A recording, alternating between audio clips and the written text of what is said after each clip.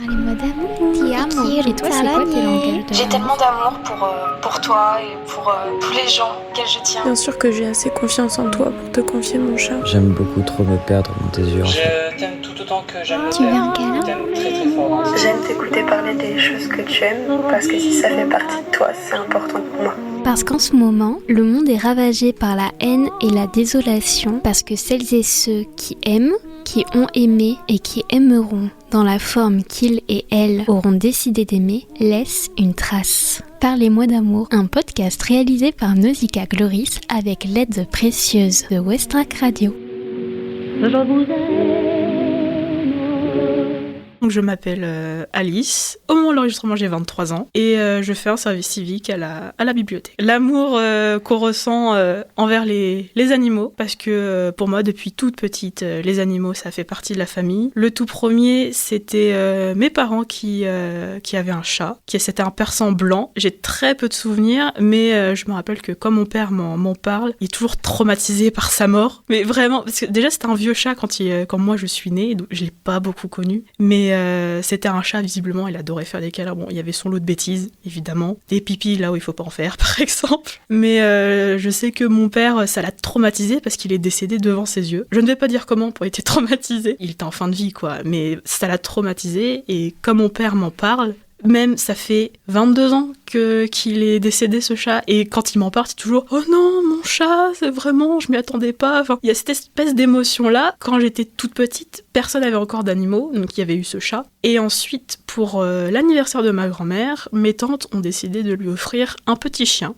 qui c'était une espèce, on va être honnête, il était pas très beau, c'était une espèce de croisé, un croisé caniche avec autre chose.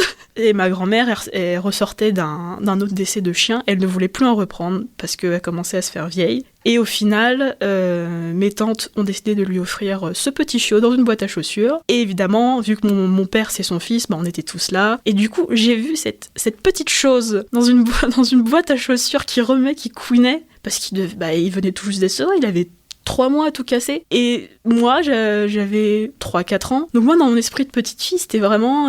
c'est une nouvelle chose chez mes grands-parents. Et à ce moment-là, j'avais pas encore de cousins, j'avais pas encore ma sœur qui n'était pas née. Donc vraiment, j'étais toute seule. Donc j'étais vraiment une petite fille avec que des adultes. À l'école, j'avais pas beaucoup d'amis. Et l'arrivée de cette petite chose, donc ce petit chien qui s'appelait Timour, qui du coup est devenu vraiment un membre de la famille. C'était pas... On l'appelait pas un fils ou le frère, même si des fois on disait ça pour déconner, mais c'était vraiment, oui, c'était le chien, c'était le chien de famille, comme on dit souvent. Il est là, on est toujours content quand on le voit, il y a toujours des trucs à raconter aussi sur lui. Donc du coup, il peut pas répondre, mais lui aussi, il avait son cadeau à Noël, lui aussi, il a un livre. Enfin, vraiment, c'est la première fois de ma vie que je me suis rendu compte que dans la famille, c'est pas forcément que des êtres humains. Ça peut être aussi, donc du coup, dans ce cas-là, un chien, ça peut être un chat, ça peut être n'importe quoi. C'est vraiment à ce moment-là, oui, voilà, que je me suis rendu compte que la famille, c'est pas que des bipèdes, c'est aussi un quadrupède ou des choses comme ça.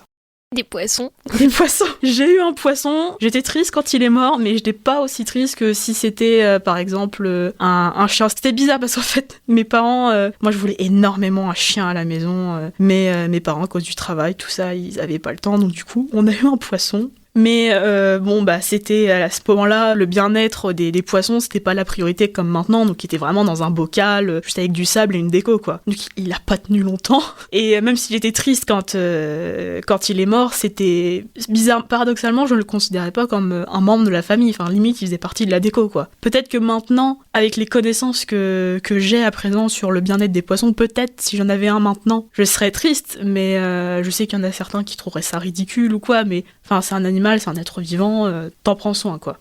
Qu'est-ce qui a différencié le chien du poisson à ce moment-là ? Quand Timour, le petit chien, est arrivé, j'étais toute petite, il est arrivé, on a grandi ensemble, ce qui a fait que du coup, c'est le seul des petits-enfants de ma grand-mère dont il n'était pas jaloux.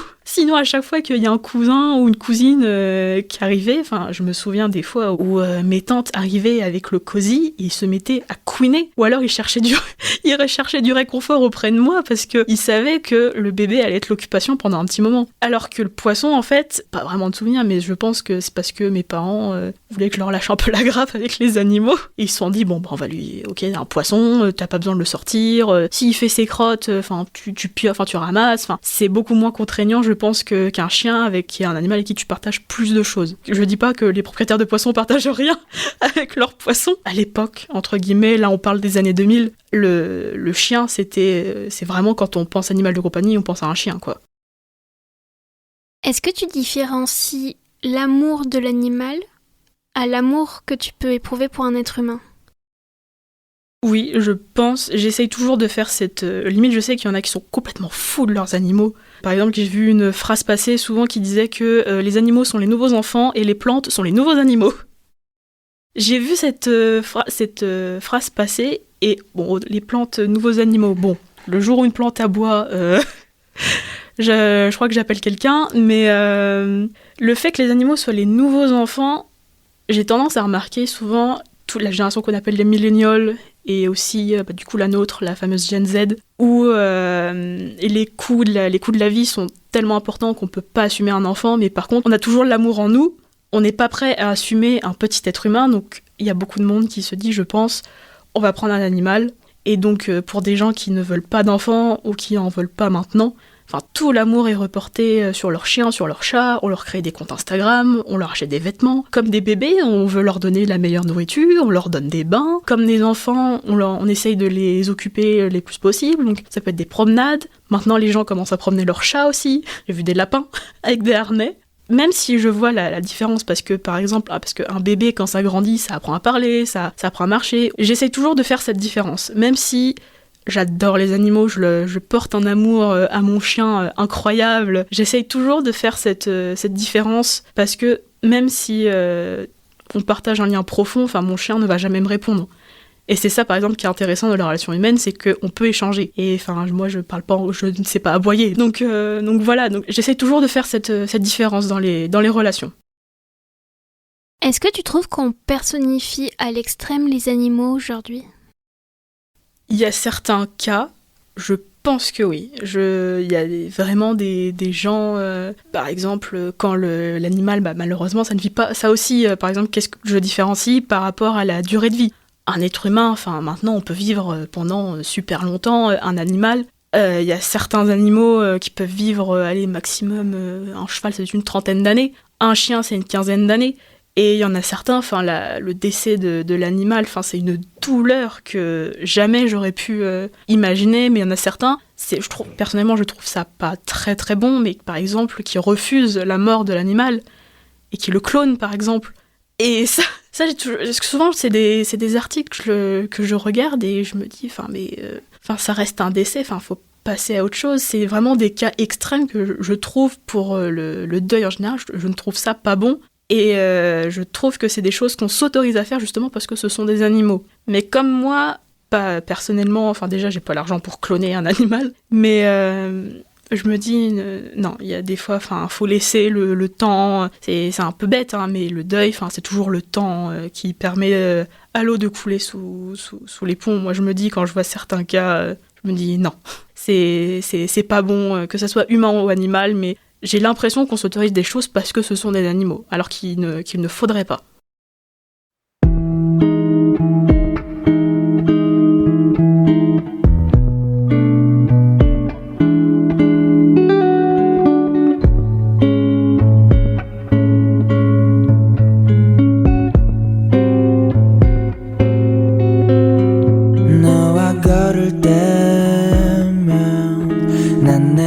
사랑하는 걸 느껴 너와 발을 맞출 때 yeah. 이렇게 기분 좋은 걸 향기로운 풍경 일렁이는 물결 I feel like something new 언제 어디든. Est-ce que tu as d'autres exemples sur l'éthique animale qui ont été complètement bafoués ? Je pense surtout, en particulier, aux animaux sauvages. Par exemple, en ce moment, il y a des polémiques avec les parcs aquatiques, avec de nombreux décès d'animaux aquatiques, ou même parce que les animaux, à force d'être enfermés, ils deviennent fous, puis ils finissent par blesser les soigneurs. J'essaie pas de repousser de pas faire retomber la faute sur les soigneurs, qui font ce qu'ils peuvent, mais en même temps, je me dis, ils pourraient faire autre chose. S'ils veulent vraiment travailler avec des animaux, ils peuvent faire des expéditions là où l'animal vit. Par exemple, je pense aux orques, aux otaries. Par exemple, l'éthique, c'est souvent tout ce qui est zoo, tout ce qui est... quand on force des animaux d'un autre continent ou d'une autre mer à forcer à l'emmener dans un endroit qui ne lui plaît pas. Je sais qu'il y a beaucoup de zoos qui essayent de se reconvertir justement en renvoyant des animaux dans leur état naturel, etc. C'est une question assez compliquée, mais il y a des fois, je me dis, on a laissé passer pendant trop longtemps, et maintenant on commence à arriver à un point de rupture où maintenant tout est beaucoup plus connecté, etc. Et donc maintenant on est beaucoup plus au courant, ce qui, je pense, embête beaucoup les gens qui veulent faire du profit là-dessus. Mais il y a un moment maintenant, il va falloir prendre une décision par rapport au bien-être animal, et on aura beau dire, mais il y a pire dans le monde, etc. Mais si on continue, on va jamais traiter le problème. Et je trouve on arrive à un point, faut arrêter de repousser les échéances, tout ça, que ça soit pour le bien-être animal, et je pense ce qui en découle après notre bien-être à nous. Parce que les animaux, ils nous servent pour protéger, on se nourrit d'animaux, on peut faire des vêtements avec. C'est une relation, je trouve. Je trouve que l'être humain a un peu trop abusé de la relation qu'il a à l'animal. En particulier tout ce qui est bétail, animaux sauvages, etc.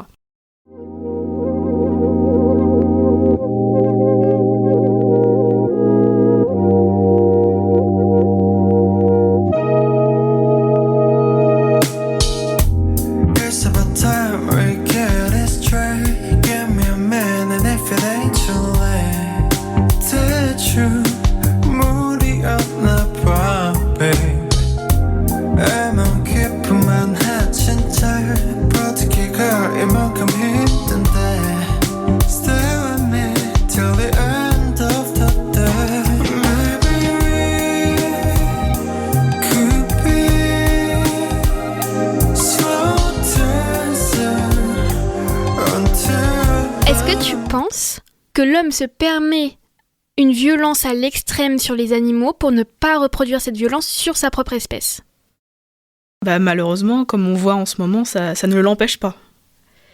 Et j'ai vu des cas vraiment où ça faisait très très peur, là où j'ai vu des cas par exemple où des gens travaillent dans les fermes et on refuse les hommes avec un H minuscule, pour exactement les raisons affreuses auxquelles tu penses. Donc ça commence à devenir un très gros problème maintenant. Je pense que c'est malheureux qu'on s'en rende compte maintenant, mais maintenant l'homme s'en fout. Et là je parle en particulier l'homme avec un H minuscule. Et c'est vraiment affreux de se rendre compte que même sur les animaux, l'homme ne peut pas s'empêcher de faire des saloperies. Que ça soit donc des choses vraiment innommables, et même à un niveau qu'on connaît plus, que ça soit les étapes d'abattage qui sont pas respectées, comment on traite certains animaux parce qu'ils sont pas bons ou qui sont impropres à la consommation. Même moi, je suis pas végétarienne, je sais pas si à terme je le serai, parce que par exemple j'aime beaucoup le poisson et ou j'aime certains plats, etc. Mais par contre, j'essaye par exemple de me raisonner quand j'en mange. Par exemple, c'est pas de la viande à tous les repas, on en a pas besoin. Contrairement à, justement à certains animaux qui, eux, c'est des carnivores, ce qu'on appelle des carnivores obligatoires. On ne peut pas leur donner autre chose que de la viande. Je trouve que ce prétexte, l'homme devient violent vers les animaux pour pas être violent envers les siens. Je trouve que ça n'empêche pas l'homme de faire des choses affreuses à tout le monde. Là, c'est en tant que femme, donc je parle de l'homme, un homme. Mais non, je trouve que... non, c'est tant qu'il trouvera quelque chose ou quelqu'un de plus faible, il ne s'arrêtera pas. Et je trouve ça dommage, alors qu'il y a beaucoup de voix qui s'élèvent pour dire non, faut peut-être se calmer, ou il faut un travail de fond, et je trouve qu'il y a des hommes qui sont pas prêts pour ça. Déjà, quand on parle du débat à propos des viandes, tout ça, c'est rarement. J'ai d'ailleurs jamais entendu une femme crier haut et fort. Oui, moi j'aime la viande, j'aime mon barbecue. Non, donc moi quand on dit c'est un problème d'homme, il y a une partie, et je trouve qu'il y a une partie sur l'homme avec une lettre majuscule, Ça, faut pas le nier. Mais je trouve qu'il y a quand même une petite partie, c'est l'homme avec un H minuscule. Et ça, vraiment, sincèrement, c'est quelque chose que je ne comprends pas. Pourquoi l'homme, quand on lui dit juste de réduire sa consommation de viande, tout de suite, il se trouve oppressé. Non, tu retireras pas mon bout de viande. Ça va pas te tuer si t'en manges pas pendant une journée.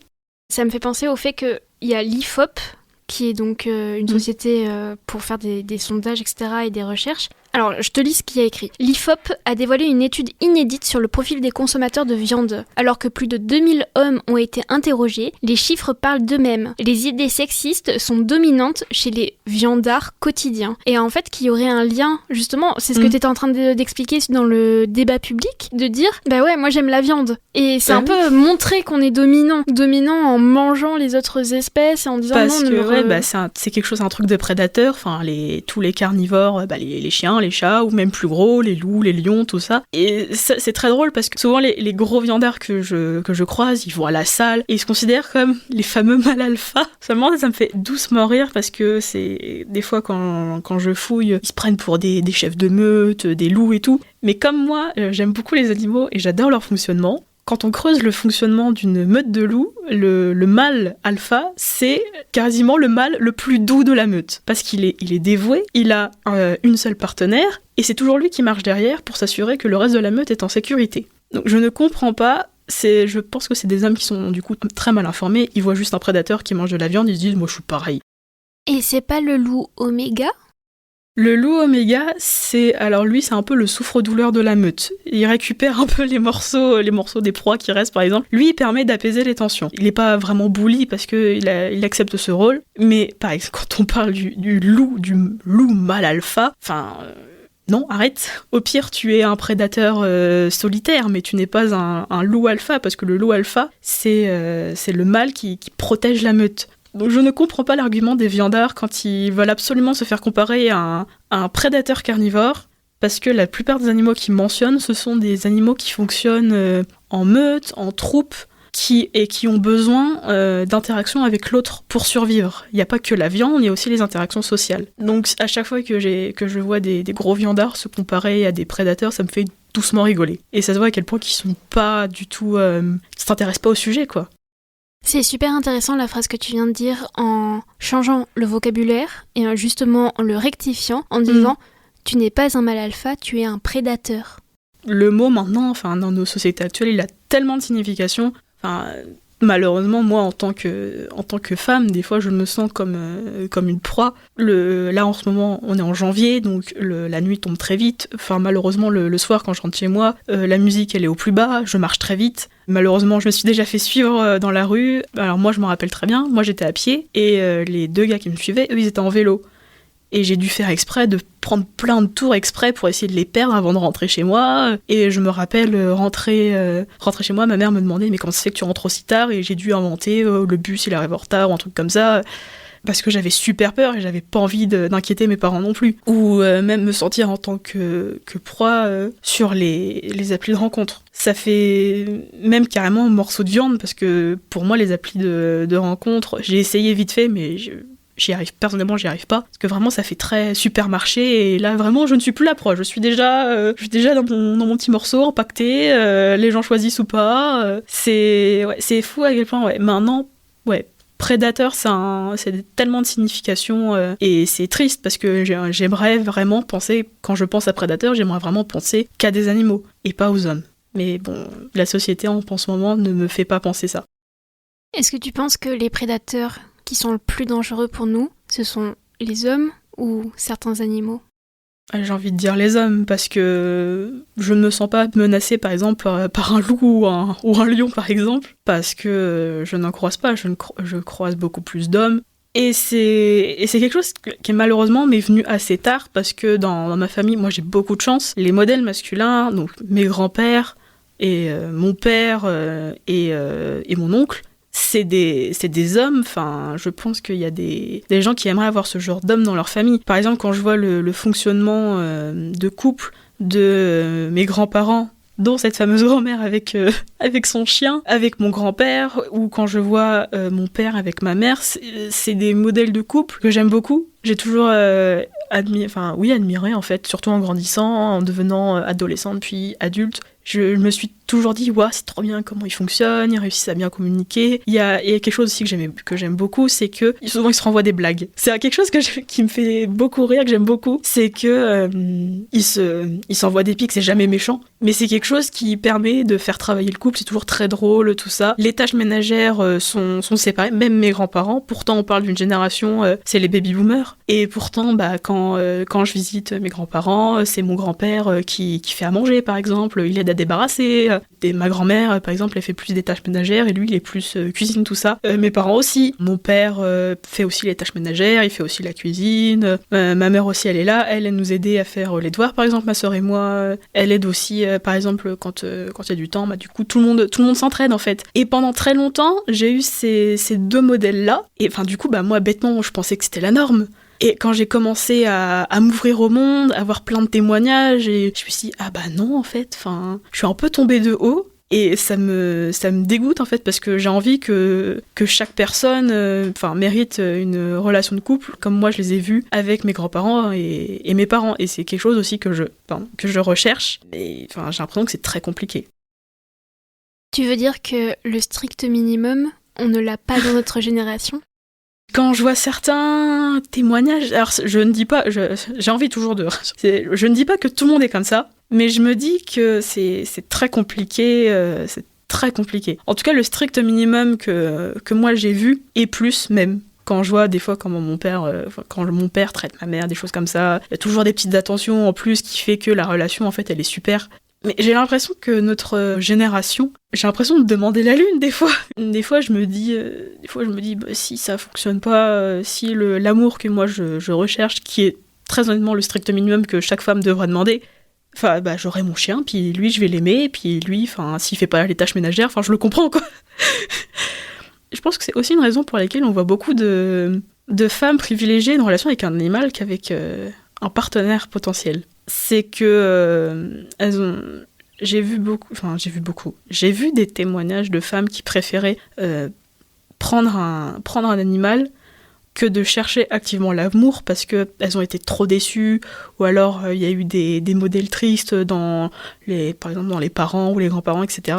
Et du coup, ça se traduit par une volonté de briser le cercle vicieux en reportant tout l'amour sur une petite bête qui ne demande que ça.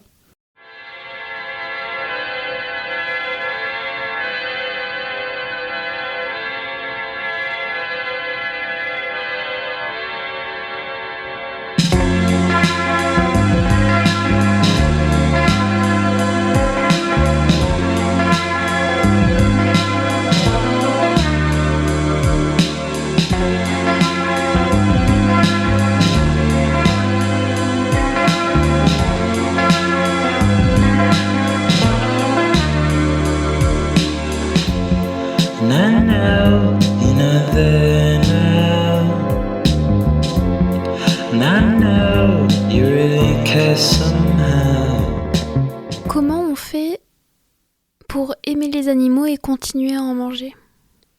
Alors, je vais parler que de mon point de vue à moi. Moi, j'essaye toujours de me dire qu'il y a certains animaux, par exemple quand on pense au bétail, etc. Moi, par exemple, j'essaie de traduire ça en mangeant pas trop de viande, par exemple, en essayant de limiter. Et toujours en me disant qu'à une certaine époque, les viandes, les poissons, etc., mais de luxe, c'était le repas dominical, c'était des occasions spéciales, etc. Donc moi, j'essaie toujours de partir de l'optique que la viande que je mange, c'est quelque chose exceptionnel, c'est pas vraiment le bon terme, mais c'est un mets que je peux me permettre, par exemple, en me disant, déjà parce que le coût de la viande a énormément augmenté, donc je savoure encore plus. Je me dis, peut-être pas à chaque bouchée, mais à chaque fois, je pense à toute la chaîne qu'il y a derrière, qu'il y a des gens dont c'est le métier, ils aiment vraiment le travail qu'ils font, ils sont fiers d'offrir de la viande, de permettre à la population de se nourrir. J'essaie toujours de partir de ce postulat-là quand je mange de la viande, et ça m'empêche pas d'aimer les animaux, ça m'empêche pas de trouver une vidéo de veau trop mignon sur internet, mais j'essaie toujours de me dire que derrière le morceau de viande qu'on a au supermarché, qu'on achète. Du coup, c'est un peu paradoxal parce que du coup, ça transforme un peu ma relation à la nourriture. Par exemple, quand je me fais à manger toute seule, j'essaie toujours de faire un beau plat. Comme ça, je me dis, comme ça, la viande, elle finit pas dans un état déplorable. J'essaie toujours de faire bon usage quand je cuisine. Je fais toujours bon usage de mes ingrédients, surtout des viandes, parce que j'ai pas envie qu'elles soient trop cuites, j'ai pas envie qu'elles soient complètement crues non plus, parce que c'est pas bon. Voilà, j'essaie de me dire, j'aime les animaux, et quand il s'agit d'animaux qu'on mange, j'essaie de... honorer, c'est un peu fort comme terme, mais j'essaie toujours de rendre hommage, entre guillemets, en faisant un beau plat, par exemple. Un beau plat qui soit beau visuellement et qui soit bon. C'est comme ça que je le vois, et pas en consommant aussi des tonnes et des tonnes de viande. Personnellement, je sais que je peux m'en passer. Un plat sans viande, il y a pas de souci.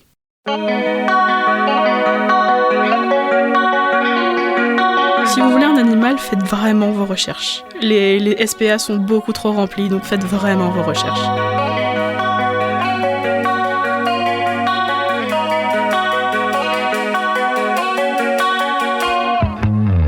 Vous venez d'écouter le 28e épisode de Parlez-moi d'amour, en compagnie de Alice, 23 ans, en service civique. Toutes les chansons ont été choisies par mon invitée Alice. Vous avez donc pu écouter Your Dogs Loves You de Crush, What Once Was de Hers, Slow Dancing de V et F-Song de Strawberry Guy. Si vous aussi vous voulez parler d'amour en ma compagnie, n'hésitez surtout pas à m'écrire à l'adresse nausicaa@thewest-track.com ou sur Instagram sur le compte Nausicaa Farnahom. Parlez-moi d'amour, un podcast réalisé par Nausicaa Gloris avec le soutien de West Track Radio.